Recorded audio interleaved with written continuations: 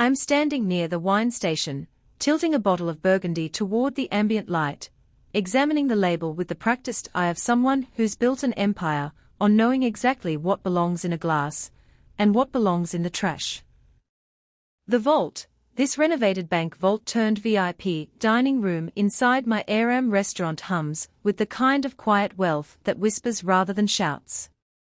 Steel doors that once protected millions now guard something far more valuable tonight. Secrets that will shatter lives.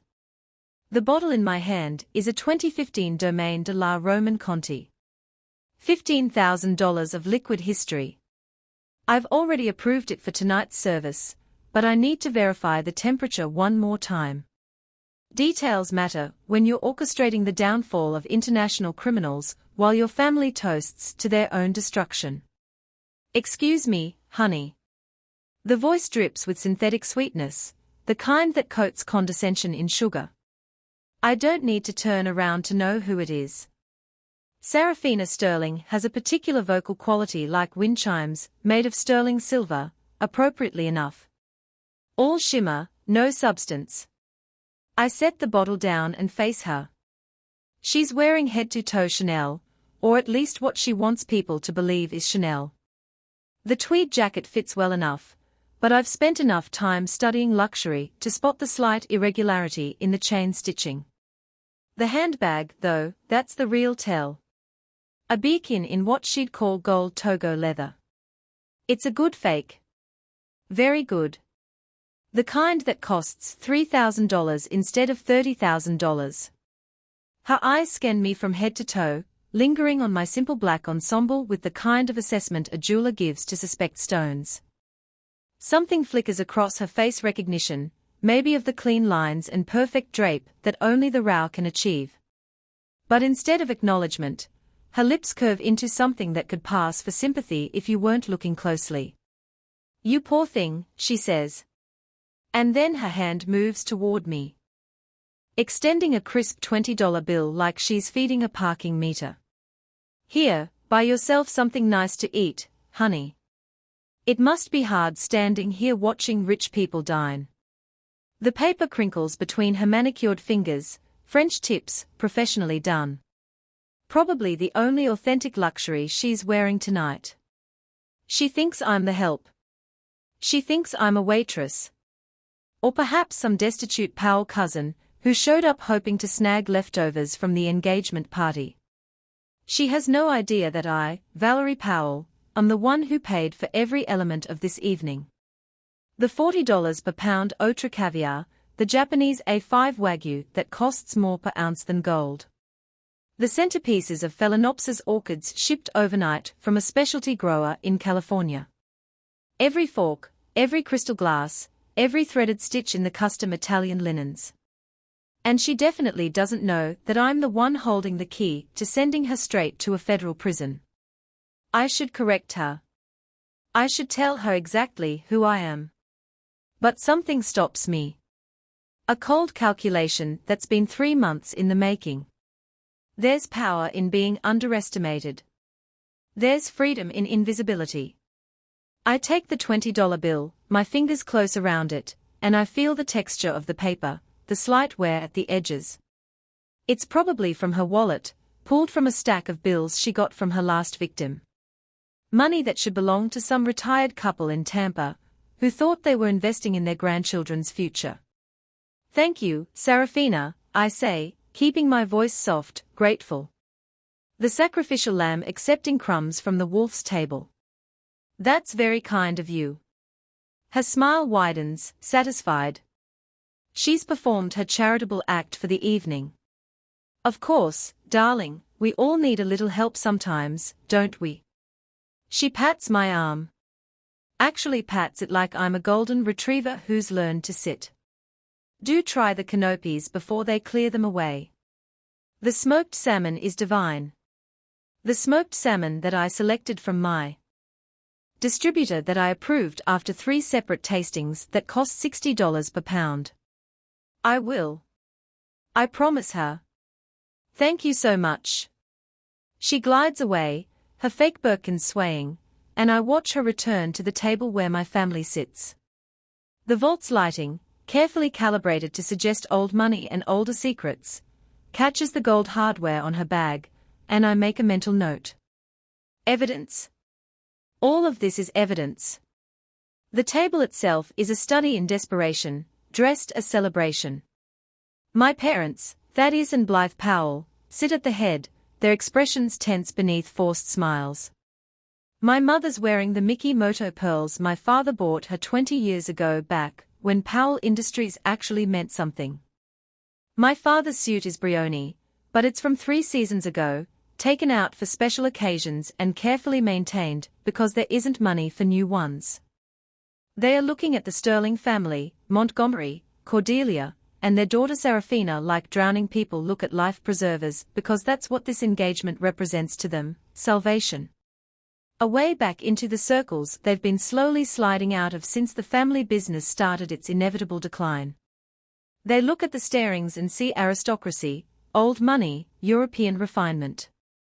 I look at the starings and see a file 3 in thick, Interpol red notices, financial crimes spanning 4 continents, $50 million in damages from a virtual real estate Ponzi scheme, so sophisticated it took the FBI's Financial Crimes Division 9 months just to map the money trail.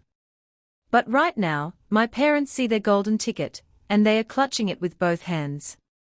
My brother Preston sits beside Serafina, his hand possessively on her knee, wearing the expression of a man who thinks he's won the lottery.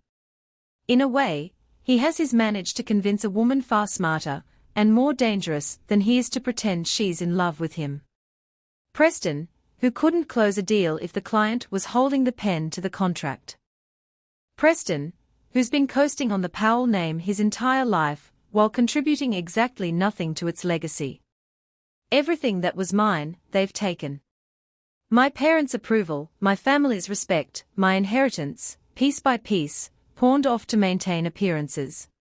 But tonight, I'm taking something back. I fold the $20 bill and slip it into my pocket. I'll frame it later. I think a reminder of this moment. The moment Serafina Sterling handed me $20 and thought she was being generous, I smoothed down my black blazer, the row from their latest collection, $5,000 of Italian cashmere, so fine it feels like wearing shadow, and walked toward the table. Time to play my part. To understand why I'm about to sit through an evening of calculated humiliation, we must look back to the moment the fuse was lit 3 months ago. The moment my brother Preston came home for Sunday dinner, practically vibrating with excitement, and announced he'd gotten engaged. Her name is Serafina Sterling, he'd said, showing us a photo on his phone. A beautiful woman with honey blonde hair, and the kind of smile that said she knew exactly how beautiful she was. Her family is from they are basically aristocracy, old money, European. Her father Montgomery, he's brilliant. He's working on this incredible investment opportunity, virtual real estate in emerging markets. It's revolutionary. My mother had actually gasped, clutched her pearls. Sterling. Montgomery Sterling. I've heard of him. Wasn't there an article in Forbes? Preston interrupted. He was profiled last year. The future of digital investment, they called him. I'd said nothing. Just watched my brother's eyes. The way they gleamed when he talked about Montgomery's opportunity. The way his hand kept moving to his pocket like he was already counting money that didn't exist. I'd learned a long time ago that when something sounds too good to be true, it's because someone very smart is working very hard to make you believe the lie. So, I hired a private investigator. Marcus Webb, former Secret Service, now running his own firm, specializing in financial background checks. I gave him 2 weeks and a blank check. He came back in 10 days. The file he handed me wasn't about petty scams or credit card fraud. It was about a criminal enterprise so sophisticated that it spanned 4 continents and had over 300 victims. The Sterling family, Montgomery, Cordelia, and Serafina, were the architects of a virtual real estate Ponzi scheme that promised investors returns on digital properties in metaverse developments across Dubai, Singapore, and São Paulo. The properties didn't exist. The developments were fake.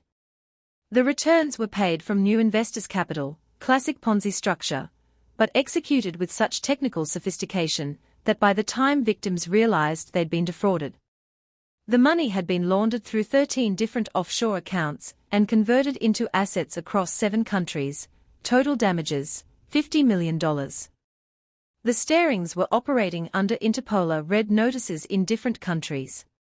They'd evaded capture by constantly moving, never staying long enough for extradition proceedings to catch up with them. They'd refined their method over 8 years, leaving a trail of bankrupted retirement accounts, foreclosed homes, and shattered lives. And now they were in my brother's life, in my city, at my family's dinner table. I'd taken the file straight to the FBI. The Chicago field office put me in touch with Agent Vance from the Financial Crimes Division. He was in his mid-40s with grey threading through dark hair, and the kind of tired eyes that come from spending years watching smart people do terrible things for money. He'd spread the file across his desk studying photographs of the Starings at various charity galas. Always impeccably dressed, always charming, always moving. We've been tracking them for 18 months. He'd said the problem is jurisdictional. The country where they've been laundering most of the money, there's no clear extradition treaty with the US. We can't just grab them. We need them to commit a predicate act on American soil. Something we can catch them doing in real time in our jurisdiction that gives us authority to arrest immediately. What kind of act? I'd asked. A financial crime. Wire fraud specifically. We need them to accept money from a US citizen for a fraudulent investment, with the transaction occurring on US soil. Once they accept those funds, we have our predicate act. Then we can move on the larger RICO case. He'd looked at me, then really looked at me. Your brother mentioned that the Starings were going to pitch him an investment opportunity at the engagement party. Is that still happening? Yes, they are asking him for $250,000. Something about a virtual kitchen development in Dubai. Virtual kitchen. Agent Vance had almost smiled. New scam. Same structure. Miss Powell. What I'm about to ask you is entirely voluntary. You can say no and we'll find another way. But if you're willing, we need someone to be the investor. Someone who can wear a wire, make the transaction, give us grounds for arrest. You want me to be bait? We want you to be an asset, he'd corrected. You're not an agent. You won't be armed. You won't make arrests. You'll simply facilitate the transaction that gives us legal authority to move. The moment money changes hands, we come in. I'd thought about it for exactly 5 seconds. What do you need me to do? The memory fades as the cold reality of the vault reasserts itself. I'm walking toward the table, carrying the weight of that decision like a second skin. The room's temperature is precisely controlled at 68 degrees, but I feel cold. The kind of cold that comes from knowing you're about to detonate a bomb that will destroy your family along with its intended targets. I slide into my seat at the far end of the table, the position they've assigned me, not at the head with my parents, not beside my brother. At the end, where the conversation flows around me without requiring my participation. Oh, Valerie, Serafina says, noticing me for the second time tonight. Her eyes do that scan again, lingering on my outfit. I can see the calculation happening behind her smile. She knows quality when she sees it. The question is whether she'll acknowledge it or weaponize it. She chooses weaponization. I see that top, she says, her voice carrying just enough volume for the table to hear. It looks just like something from the Rose new collection, doesn't it? The dupes are getting so sophisticated these days. It looks quite durable, too. Very fitting for your budget and your practical line of work. My mother's fork pauses halfway to her mouth. My father's expression shifts into something between embarrassment and apology. Preston doesn't even look up from his phone. Counterfeit, dupe, budget, practical. Every word is a calculated strike designed to establish hierarchy while maintaining plausible deniability. She's not insulting me. Oh no, she's complimenting how well I'm managing my limitations. It's masterclass gaslighting. Yes, I say, keeping my voice even. It is very durable. Serafina's smile widens. Mission accomplished. She's established that I'm wearing knockoffs, that I'm the poor relation, that I'm beneath her concern. Across the table, her father, Montgomery, raises his wine glass. Shall we toast to the happy couple? His accent carries the faintest trace of what he wants people to think is British aristocracy, but Webb's report identified it as pure affectation. Montgomery Sterling grew up in New York, New Jersey. His real name is Montgomery Sternberg.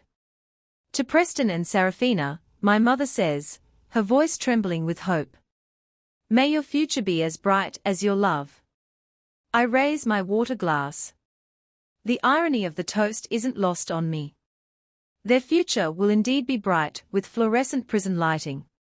Preston finally looks up from his phone, and for just a moment, our eyes meet. There's something in his expression, a flicker of something that might be guilt, or might be calculation. Does he know? Has he suspected that the starings are frauds? And his chosen willful blindness, because the alternative means admitting he's been played, or worse, does he know, and he doesn't care, because he thinks he'll get his share before it all comes crashing down. I watch him turn to Serafina, watch him kiss her cheek, watch her hand rest possessively on his shoulder. My parents are too busy fawning over Montgomery and Cordelia to notice their own daughter sitting at the corner of their celebration. They are asking about the Sterling family estate in the Cotswolds. It doesn't exist. About their charitable foundation, defunct, about their connections to minor European nobility, fabricated, and the Starings, polished professionals that they are, answer every question with practiced ease. They've played this role hundreds of times. They know exactly how much detail to provide, exactly when to be modest, exactly how to make themselves seem simultaneously impressive and approachable. This is what $50 million in fraud looks like. Not ski masks and guns, not crude threats or obvious lies. Just beautiful people in beautiful clothes telling beautiful stories, making everyone at the table feel like they are on the verge of something extraordinary. And I'm the only one who knows that the extraordinary thing waiting for them isn't wealth, it's handcuffs. I take a sip of water and settle in for the performance. Agent Vance is somewhere in this restaurant right now, wearing a Somalia's uniform, waiting for his cue. The wire taped to my ribs feels hot against my skin, recording every word. The $20 bill Serafina gave me crinkles in my pocket. I smile at my family, at the Starings, at the whole elaborate charade. Tonight, there will be no mercy. The chandelier light catches something on Serafina's wrist as she reaches for her water glass. My breath stops. My grandmother's Cartier watch. The one with the Art Deco face and the tiny diamond at 12 o'clock. The one she wore every day until her hands got too frail to clasp it. The one she pressed into my palm the week before she died, whispering, "For you, darling. For when you need to remember who you are," the one I kept in my bedroom safe. The one Preston has a spare key to. Serafina notices me staring. She extends her wrist with theatrical grace, letting the light play across the platinum band. Gorgeous, isn't it? Preston gave it to me last month. He said it was a family heirloom, but that I deserve to wear it more than she catches herself. Manufactures a delicate WCC. I'm sorry, Valerie. I shouldn't have said that. I force my gaze to Preston. He won't look at me. His eyes are fixed on his bread plate like it holds the secrets of the universe. It's beautiful, I say, my voice steady as stone. Grandmother would have loved seeing it worn.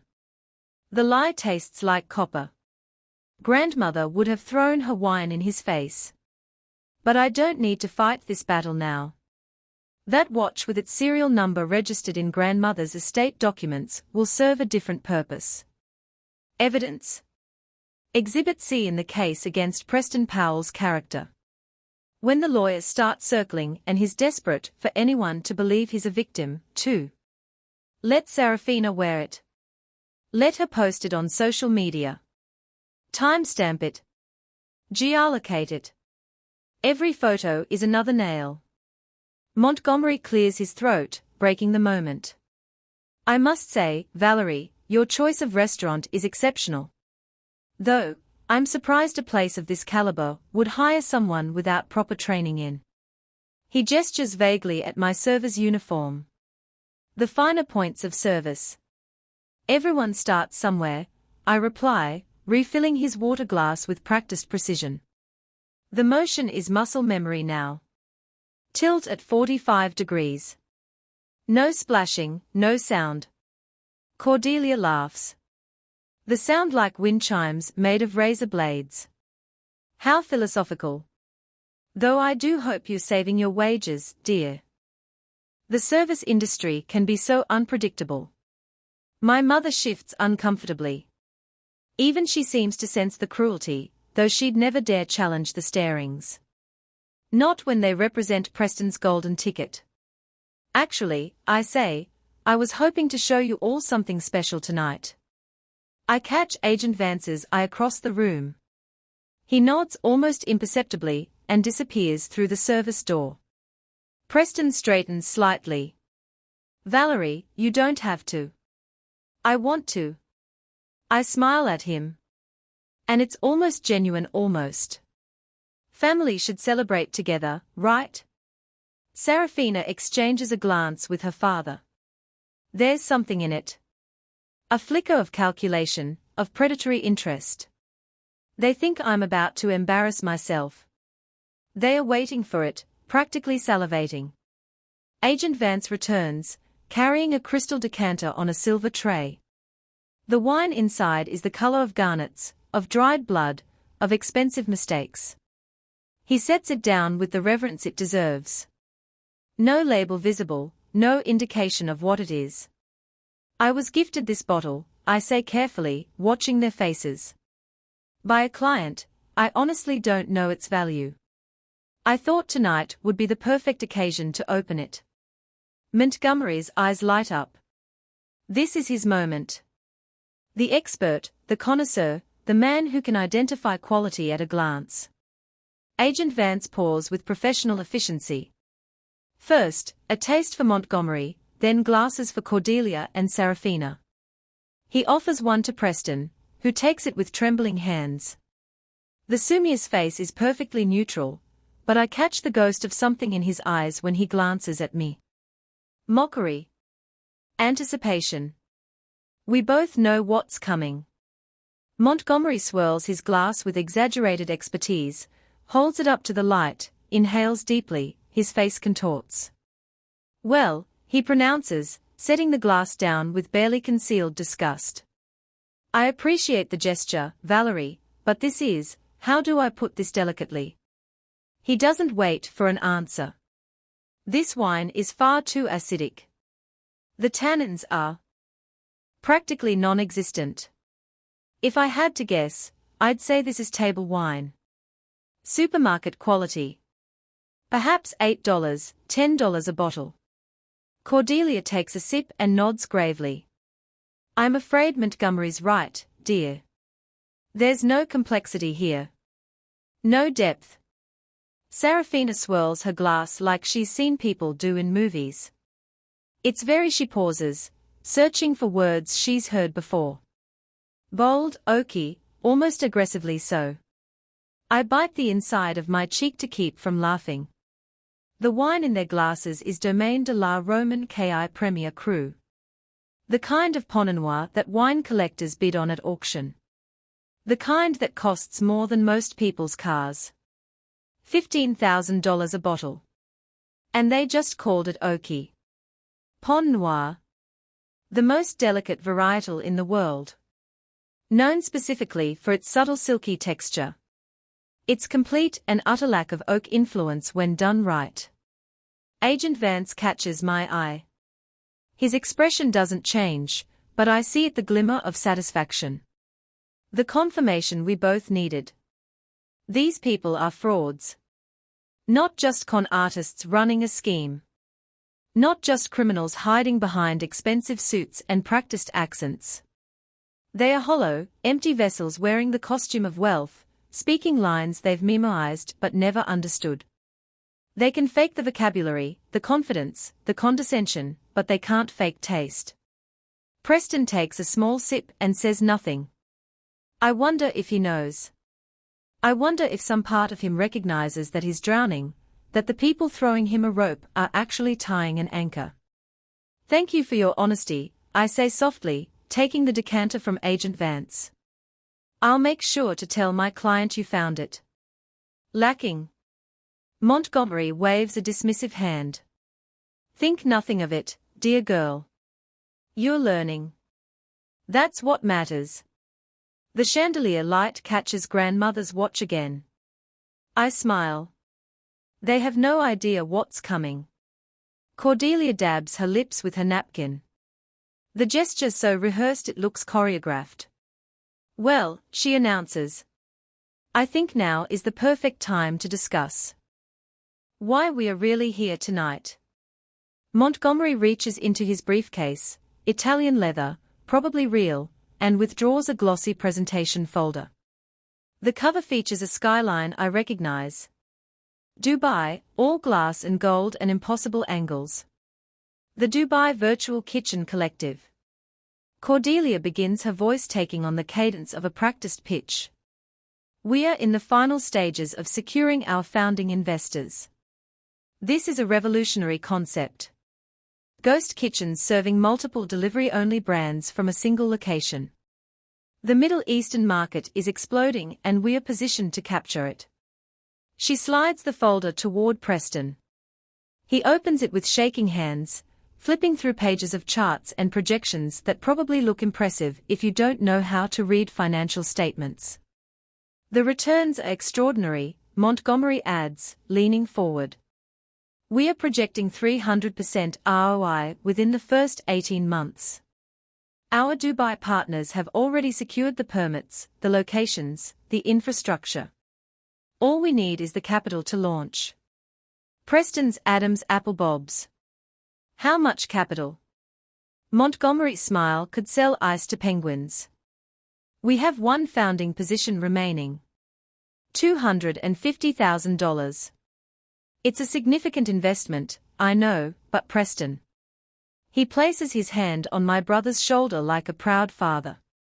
You're exactly the kind of visionary partner we need. Someone who understands opportunity when it presents itself. The silence stretches. I can hear my father's breathing quick and shallow. My mother's fingers tap against her wine glass. 1, 2, 3 nervous rhythm. Preston opens his mouth, closes it, opens it again. I don't have that kind of liquid capital right now. The market's been volatile and my portfolio is diversified, I'm sure. Montgomery interrupts smoothly. But opportunities like this don't wait for perfect timing. They require decisive action. He reaches back into his briefcase and produces something that makes my stomach clench with anticipated satisfaction. A point-of-sale machine. Credit card reader attached. The kind you see at farmers' markets and food trucks. Montgomery sets it on the table between the wine glasses and bread plates like it belongs there. Like conducting a 4 million transaction over dinner is perfectly normal. We can process it right now. He says Serafina and I are flying to Dubai on Friday. If you want your name on the founding charter, we need your commitment tonight. Preston's face has gone white. He looks to our father, who stares back with an expression, I know too well, desperation wrapped in expectation. Don't embarrass us. Don't fail. Don't prove that we bet on the wrong child. My mother's hand finds Preston's arm. Sweetheart, This is your future. I don't. Preston's voice cracks. I can't just. Serafina places her hand over the Cartier watch catching light. Baby, I know it's scary, but you have to trust us. Trust me. This is how my family built everything we have. You take the risk, you reap the reward. I watch my brother crumbling. Watch him looking around the table for a lifeline. For someone to tell him it's okay to say no, it's okay to walk away. No one does. So, I do what I came here to do. Let me help, I say quietly. 6 pairs of eyes turn to me, Serafina's narrow with immediate suspicion. You? I have savings. I reach into my apron pocket, my fingers closing around the simple blue card I placed there 3 months ago. I've been working for 10 years. I was planning to use it for a down payment on a condo, but I let my voice catch just slightly. Just enough. Family comes first, right, Preston? My brother's eyes fill with tears. Valerie, no. I can't let you. You're not letting me do anything. I pull out the card. Plain blue plastic logo of a local bank. Nothing impressive about it. I trust you. I know you'll pay me back when the investment comes through. It's the perfect bait. The ultimate con. A poor, naive little sister sacrificing her life savings for her worthless brother. A stupid girl who doesn't understand money, handing over everything she has because family manipulated her into it. Montgomery's eyes actually glitter. I can see the thoughts racing behind them. This is even better than we planned. Not just Preston's desperation, but his sister's stupidity. 2 victims for the price of 1. The predator instinct activating, salivating at the wounded prey offering itself up. He reaches across the table. Valerie, that's incredibly generous. Are you absolutely sure? I'm sure. I place the card in his palm. Our fingers touch briefly and I feel the tremor in his hand. Excitement, greed, the thrill of the hunt. He's so focused on the card that he doesn't notice Agent Vance watching from the corner. Doesn't see the way the sommelier's hand moves to his pocket where his phone waits. Montgomery inserts the card into the reader with practiced efficiency. Types in the amount, $250,000. The numbers glow on the small screen. He flips the machine toward me. PIN number. I lean forward, blocking the view with my body, and enter 4 digits. The machine processes. Loading. Loading. Declined. Montgomery frowns. Preston exhales relief or disappointment. I can't tell. Oh no. I let panic creep into my voice, reaching for the machine. The bank probably flagged it. Large transaction. Unusual activity. Let me call them. I can authorize it. My hand goes to my phone. My fingers move quickly, typing a message that looks like I'm calling the bank, but is actually sending 3 words to a number with a 202 area code.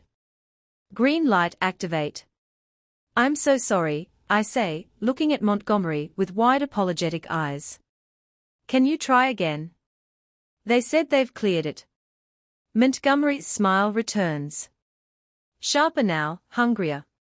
He swipes the card again. This time the machine thinks longer. The loading bar creeps across the screen like a fuse burning toward dynamite. And then approved. The machine spits out a receipt. Montgomery catches it. Eyes scanning the confirmation number. The amount. The timestamp, $250,000. Transferred from a nobody's checking account into an offshore holding company that as of 4 minutes ago is actively monitored by the FBI, FinCEN, and Interpol. Montgomery looks at the receipt like it's a golden ticket.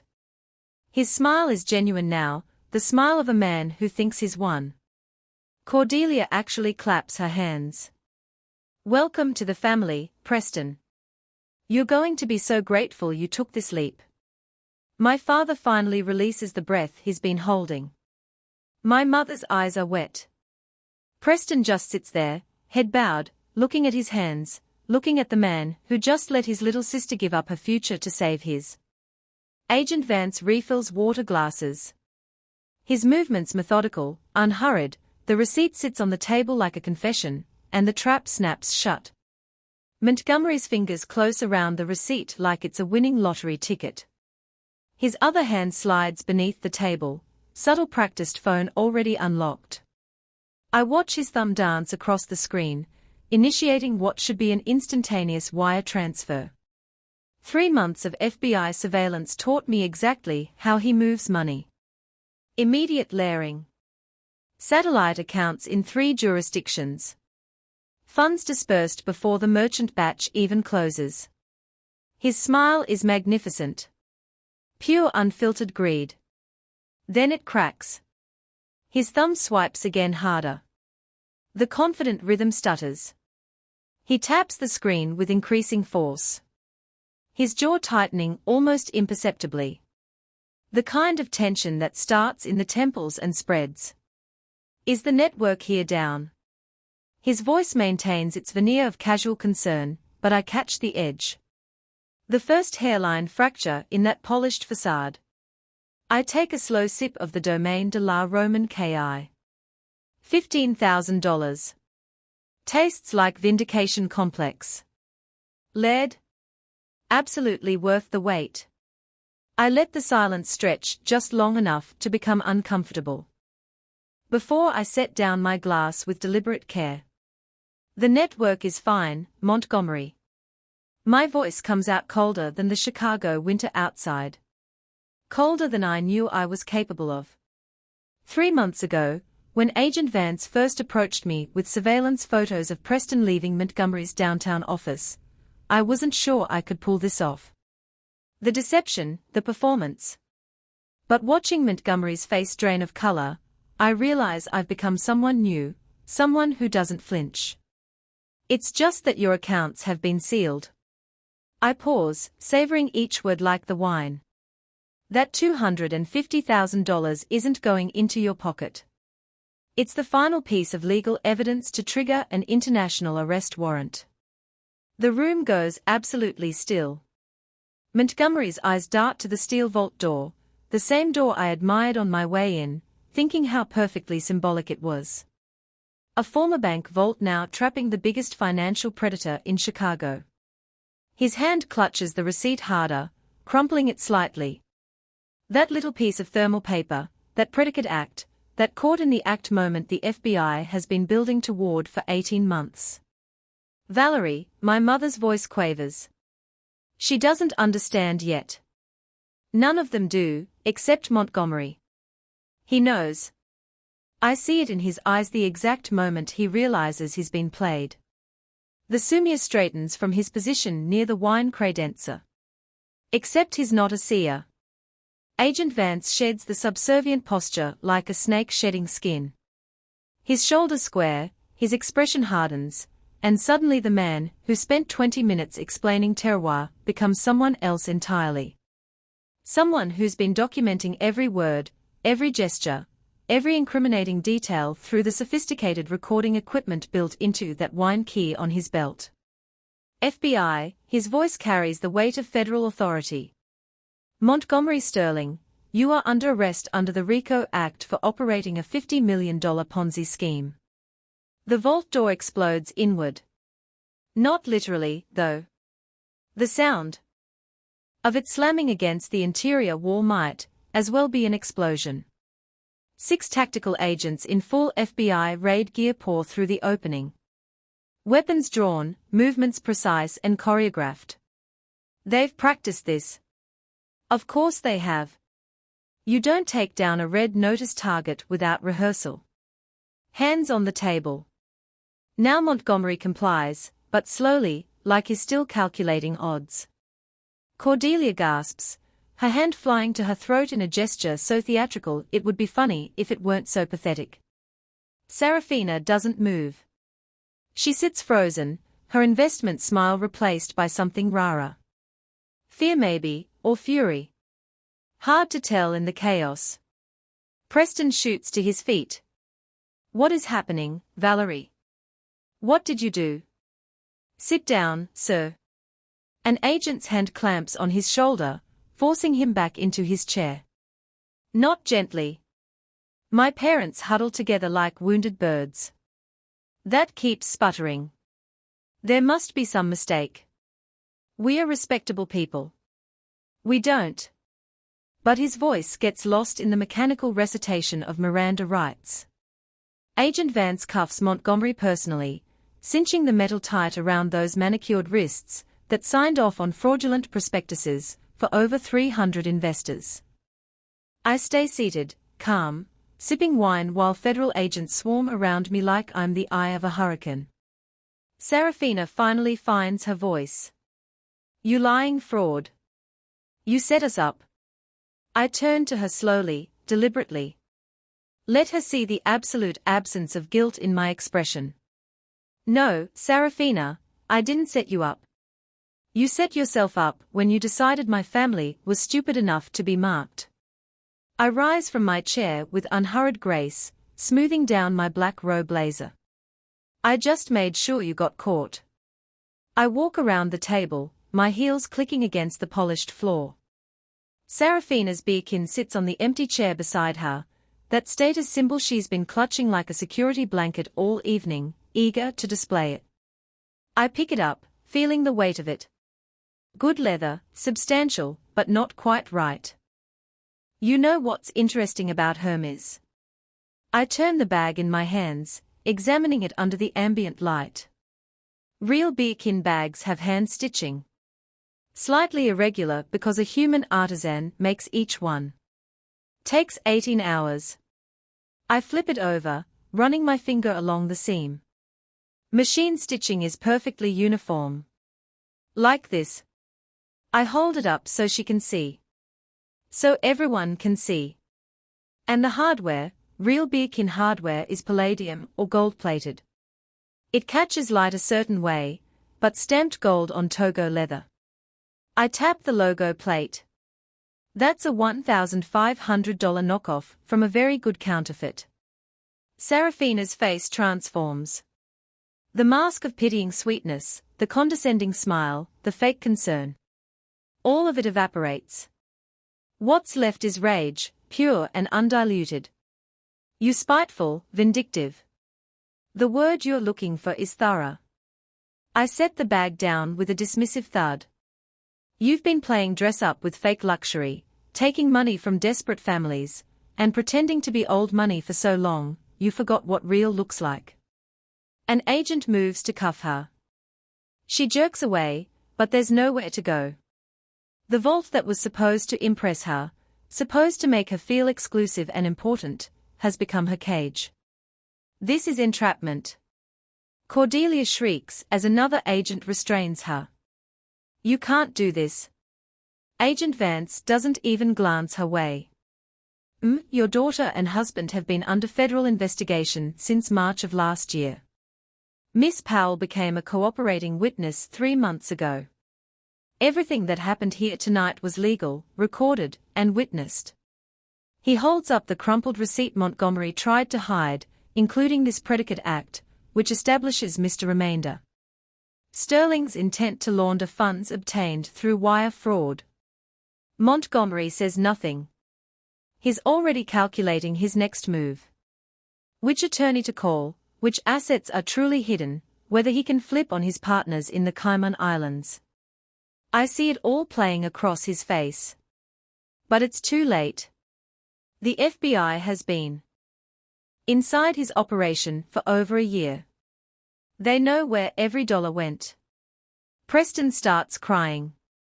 Actual tears. I didn't know, Valerie. I swear I didn't know what they were doing. You have to believe me. I meet his eyes across the chaos. My brother, my weak, envious, cowardly brother who stole our grandmother's Cartier watch, and let his fiancée wear it like a trophy. Who watched me drain my life savings into a scam and said nothing. Who always chose everyone else over me. I believe you didn't ask questions, Preston. That's not the same as not knowing.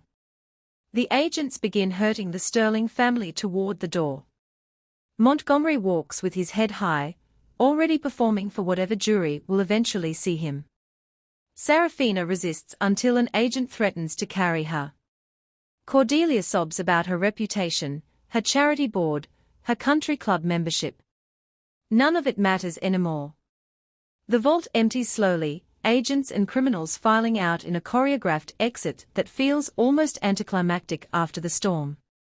Agent Vance pauses at the threshold, meeting my eyes with something that might be respect. You did good work, Miss Powell. The Bureau appreciates your cooperation. I nod. We are not friends. We were never going to be friends. I was a means to an end, just like he was for me. But there's a mutual acknowledgement in that moment. We both got what we needed. Then he's gone and I'm alone in the vault with my family.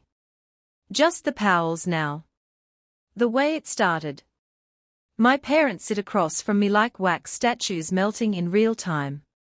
Thaddeus's face has gone grey. The carefully maintained tan-looking sallow under the ambient lighting. Blythe's hands shake as she reaches for her wine glass, then stops halfway like she's forgotten how to complete the motion. The dream of high society, of finally belonging to the world they've been performing for has shattered, and they must know that I'm the one who broke it. Preston slumps in his chair, still crying softly. The kind of crying that's more about self-pity than genuine remorse. I reach into my bag and pull out a legal document. The paper is crisp, official, bearing the letterhead of one of Chicago's most aggressive property management firms. I place it on the table between us with the same care I used to set down that blue debit card an hour ago. Different transaction, same finality. This is a notice to quit. My voice doesn't waver. I've practiced this moment in my mind for 3 months, but saying it out loud still feels surreal. I bought this building last month through my holding company. The one you didn't know I had. You have 30 days to vacate the property.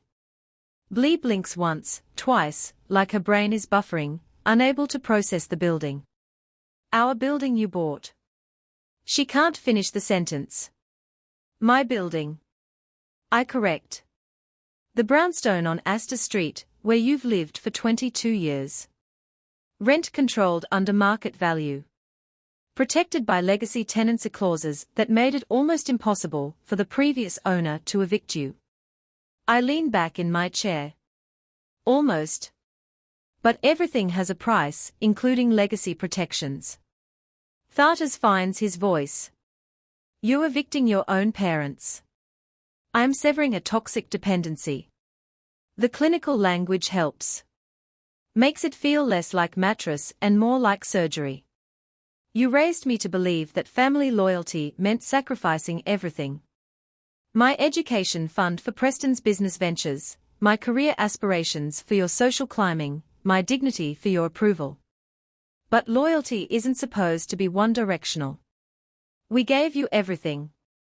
Blythe's voice cracks, a home, opportunities. You gave me a roof and resentment. There's a difference. I slide the document closer to her. The eviction is legal. There will be no extensions, no negotiations, no last-minute reprieves. You have 30 days to find alternative housing. I suggest you start looking tomorrow. Valerie Thaddeus tries the stern father voice, but it comes out weak. Hollow. This is cruel. Yes, I don't flinch. From the word. It is, but cruelty, as you both taught me, is sometimes necessary for survival. You were willing to let me fund your social ambitions with my life savings, with money I've been earning since I was 22, building a company you never believed in. You were going to let me be defrauded because it was easier than confronting the uncomfortable truth that the Starings were too good to be true. Preston's head snaps up. You knew even before the FBI. I suspected after the first dinner with them. Serafina's story didn't add up the timeline of her father's investments.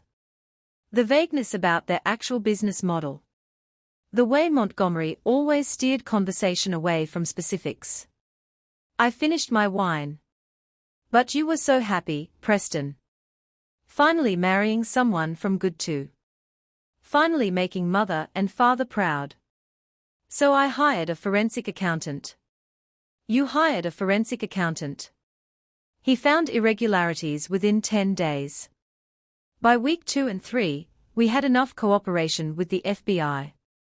I was sitting in a federal building signing cooperation agreements. I set down my glass. I've been orchestrating this takedown for 3 months, while you all planned a wedding funded by fraud. The silence that follows is absolute. Even Preston stops crying. Then the vault door opens again. Not FBI this time. Chicago PD. 2 uniformed officers and a detective in a rumpled suit. Preston Powell. The detective's voice is professionally neutral. We need you to come to the station for questioning regarding your role as an accessory to wire fraud and money laundering. Preston goes white. Actually white, like someone drained the blood from his face through a tap. Accessory? I didn't. I wasn't. He spins toward me. Desperation replacing self-pity. Valerie, you're a CEO. You have great lawyers. You can bail me out. I didn't know anything. Tell them. I look at him. Really look. At him. My older brother, who was supposed to protect me, guide me, be on my side. The brother who stole Grandma's Cartier watch from my jewelry box and gave it to his fiancée, who watched me swipe a blue debit card for $4 million and didn't say a single word to stop me. You stole Grandma's watch. My voice is flat. Factual. You let me invest my life savings into scammers without questioning it. You're 35 years old, Preston, an adult. I stand, gathering my bag with unhurried precision. The officers move toward him. Valerie, please. The $15,000 bill for this party will be mailed to your address. I button my blazer. The wine, the venue rental, the private service, all of it. You can figure out your own legal defense while you're at it. I pause at the vault door, looking back one final time. Good luck. You can't just leave me. His voice cracks into something approaching a wail. Watch me. I walk out of the vault. Behind me, I hear Preston arguing with the officers. Blythe pleading with the detective. Thaddeus demanding to speak to someone in charge. Their voices fade as I move through Orem's main dining room. Past tables of oblivious diners enjoying their meals. Past the host stand where Julian gives me a subtle nod. The restaurant's front door opens and Chicago winter hits me like a wall. The air is biting, sharp enough to hurt my lungs, but crisp, clean. The kind of cold that wakes you up and reminds you you're alive. I stand on the sidewalk for a moment, breathing it in. No regret, no guilt, just relief. I didn't save my family the way they wanted, with money, with status, with the social climbing they've been attempting my entire life. I didn't sacrifice myself on the altar of their ambitions. I saved myself from them, from the expectation that I would always be less than, always be the black sheep, always be the one who gave and gave and gave until there was nothing left. A luxury car pulls up to the curb. Black, sleek, anonymous. The driver steps out and opens the rear door without a word. I hired this service 3 months ago, the same day I signed the FBI cooperation agreement planned for this exact moment. I slide into the leather seat, and the door closes with a solid final thunk. Through the window, I watch Orem restaurant recede as we pull into traffic. The building that housed my company's flagship location. The vault that became a trap. The family that never really saw me. All of it shrinking into the rearview mirror. The driver doesn't ask where I'm going. He already knows. My penthouse. My real home. The one I bought with money I earned. In a building I actually own. In a life I built without their help or approval.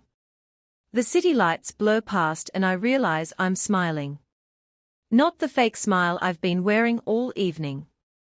Not the performance smile, the CEO smile, the beautiful daughter smile. A real one. I pull out my phone and scroll to a message from Agent Vance. Timestamped 6 minutes ago. All targets secured. Charges filed. You're clear. I delete it. Then I delete his contact information. That chapter is closed. The car glides through Chicago streets, leaving the chaotic past behind forever. Somewhere behind me, my family is unraveling. Somewhere ahead, there's a future I get to write myself. For the first time in 33 years, I'm not anyone's daughter, anyone's sister, anyone's disappointment. I'm just Valerie Powell, and that's more than this is where the story ends. If you liked it, make sure to hit the like button, share it with others, and subscribe for more stories like this.